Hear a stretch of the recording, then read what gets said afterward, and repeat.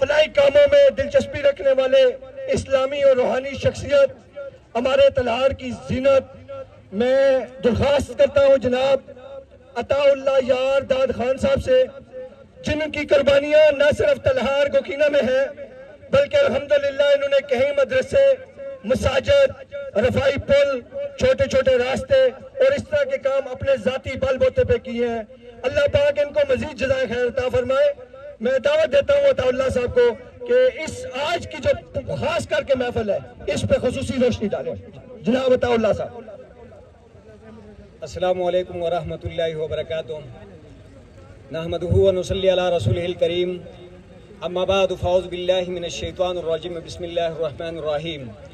انما المؤمنون اخوۃ فاصلحوا بین اخویکم واتقوا اللہ لعلکم ترحمون۔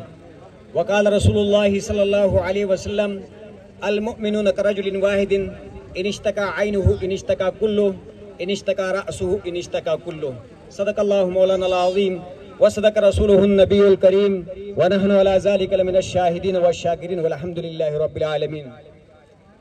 تمام علاقے کے معززین کو اور میڈیا کی ٹیموں کو اور یہاں پر جتنے بھی میری مائیں اور بہنیں اور عام علاقے کے جو باسی آئے ہیں ان کو اس پرامن احتجاج میں داد دیتا ہوں اور دوسری دنیا کو میسج دیتا ہوں کہ احتجاج کرے تو ایسے پرامن طریقے سے کریں۔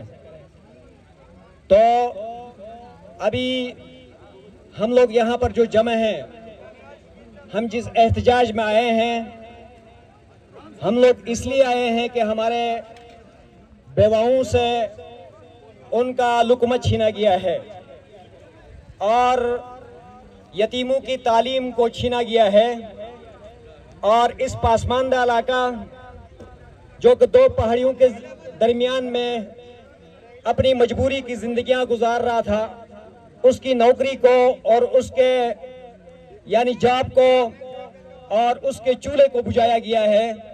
تو اس لیے یہاں پر ہم لوگ جمع ہیں۔ لیکن جن نقطوں کو اوپر اس روزگار کو ختم کیا ہے وہ میرے پاس ریکارڈ ہیں، لیکن میں آپ کا ابھی اس وقت لمبی بات میں نہیں کرنا چاہتا۔ ان نقطوں کو اوپر کچھ تصدیقات لے لوں گا اور آپ حضرات کا کچھ گواہیاں لے لوں گا۔ آپ نے ان کے اوپر اپنی احتجاج ریکارڈ کروانا ہے۔ وہ جو نقطے تھے اس روزگار کو ختم کرنے کے جو نقطے تھے، ان میں سے پہلا نقطہ یہ ہے کہ یہاں پر علاقے کے مکینوں کے لیے یہ روڈ میں آنا جانا دشوار تھا اور اس وجہ سے ہم نے ان کے اس روزگار کو ختم کر دیا گیا ہے۔ تو آپ اس بات کی گواہی دیں کہ آپ کے لیے یہاں پر آنے جانے میں کوئی دشواری نہیں تھی، بلکہ آپ کو اس سے ٹریفک کی وجہ سے یعنی امن حاصل ہوا تھا اور روڈ پر امن تھا۔ آپ رات کو 1 بجے 2 بجے بھی اپنے ٹھکانے کو اپنے گھر کو پہنچ سکتے تھے۔ تو آپ کے راستے کو پرامن راستے کو پر خطر بنا دیا گیا۔ اس کو آپ گواہی دیتے ہیں؟ جو گواہی دیتے ہیں وہ ہاتھ کھڑا کر دے۔ آپ کے راستے کو انہوں نے کوئی کلیئر نہیں کیا بلکہ آپ کے راستے کو انہوں نے پر خطر بنا دیا ہے۔ آپ اس کے اوپر گواہی دیتے ہیں؟ جو گواہی دیتے ہیں وہ ہاتھ کھڑا کریں۔ دوسری بات انہوں نے کہا یہاں جنگلی حیات کا مسئلہ تھا اور جنگلی حیات کا مسئلہ تھا تو اس حوالے سے میں آپ حضرات سے گواہی لیتا ہوں۔ جب ہم رات کو 2 بجے جب اسلام آباد سے آ رہے ہوتے یا عشاء کے بعد اسلام آباد سے آ رہے ہوتے تو ہمارے جو کتے ہیں اور گوکینہ کے جو کتے ہیں اور بندروں کا اور خنزیروں کا رخ منال کی طرف ہوتا تھا کہ وہاں جا کر اپنی پیٹ بھر لیں۔ سمجھ میں آئے جی؟ اور اس کے علاوہ یہاں جو جنگلی حیات تھی اس کو امن ملا ہوا تھا، لیکن یہ ہے کہ انہوں نے اس روزگار کو ختم کر کے درندوں کی روزگار کو بھی ختم کر دیا ہے۔ ایک بات یہ ہے۔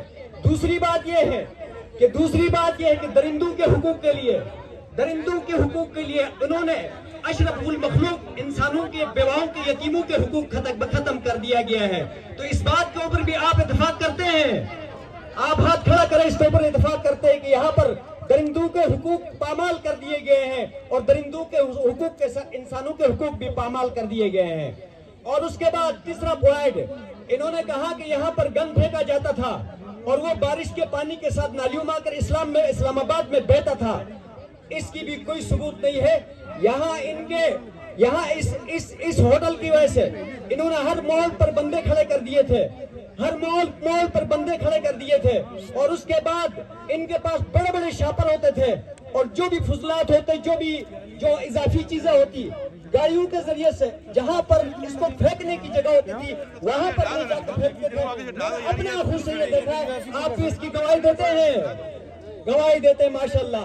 اس کے علاوہ آپ جو خاص پوائنٹ ہے، خاص پوائنٹ ہے، وہ پوائنٹ یہ ہے کہ کہتے ہیں یہاں پر نباتات کو اور سبزے کو نقصان پہنچتا تھا۔ آپ علاقے کے باسی ہیں اور آپ علاقے کے نمائندے ہیں، اور یہاں آپ جنگل میں بھی ہوتے ہیں اور یہاں آپ آبادی میں بھی ہوتے ہیں، ان راستوں میں بھی ہوتے ہیں۔ آپ اس بات کی گواہی دیتے ہیں، اس بات کی تصدیق کرتے ہیں کہ یہاں پر کسی قسم کی نباتات کو نقصان نہیں ہوا، کسی درخت کو نقصان نہیں ہوا، بلکہ اس ہوٹل کی وجہ سے نیشنل پارک کی رونقیں لگی تھی اور دنیا بین ممالک سے بھی آتی تھی اور یہاں آ کر فیضیاب ہو کر اور یہاں سے بارونق ہو کر چلی جاتی تھی۔ اور آخری بات، آپ کا دارالخلافہ ہونے کے باوجود بھی آپ کا اسلام آباد کو اتنا لوگ نہیں جانتے تھے، لیکن اس منال ہوٹل اور شفا انٹرنیشنل کی وجہ سے پوری دنیا اسلام آباد کو جانتا تھا۔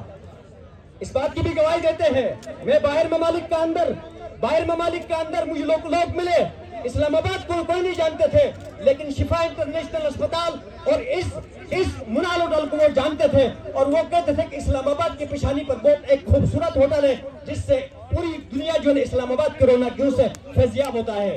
تو ہم اس کا مکمل طور پر احتجاج کرتے ہیں کہ اگر آپ نے ہمارے بچوں کا روزگار خراب کر دیا ہے، اور دیکھو میں آپ کو آخری ایک بات اور کرتا ہوں، دیکھو جس ملک پر جس کی لاٹھی اس کی بیس ہوتی ہے، یا جس ملک پر ڈنڈے کی چوٹ پر بات کی جاتی ہے، اور یا جس ملک پر اپنے کاروبار خراب کیا جاتا ہے، وہ ملک ترقی نہیں کرتا ہے، لیکن جس ملک پر دلیل کے بنا پر بات کی جاتی ہے وہ ملک ترقی کرتا ہے، وہ آگے کو جاتا ہے۔ تو میں جو آپ کو بات بتاتا ہوں، جو کاروباری شخصیات ہے، آپ ان کو ایوارڈ سے نوازے، ان کی حوصلہ افزائی کرے، ان کو سبسڈی دے، تاکہ آپ کا نوجوان جا کر اٹلی کے سمندروں میں یا یونان کے سمندروں میں جا کر نہ مرے اور نہ ڈوبے، اور یہاں اپنا کاروبار جو حاصل کر کے اپنے والدین کی آنکھوں کا ٹھنڈک بنے۔ آپ اس کو پر اتفاق کرتے ہیں؟ بجاؤ تالیاں ساری۔ ماشاءاللہ جی، ماشاءاللہ، جزاک اللہ عطا اللہ صاحب انتہائی خوبصورت الفاظ سے چناؤ کر کے ہمارے علاقے پہ، ہمارے مسائل پہ اور ہمارے تمام سسٹمز پہ روشنی ڈال رہے تھے۔ میں ان کا تہ دل سے مشکور ہوں اور دعا گو ہوں کہ اللہ پاک ایسے لوگوں کا سایہ اور ایسے لوگوں کی صحبت ہمیشہ میں نصیب فرمائے۔ میں دل کے عطا گرائیوں سے دوبارہ پنڈال میں تشریف لانے والے جتنے دوست ابھی تشریف لائے ہیں ان کو خوش آمدید کہتا ہوں۔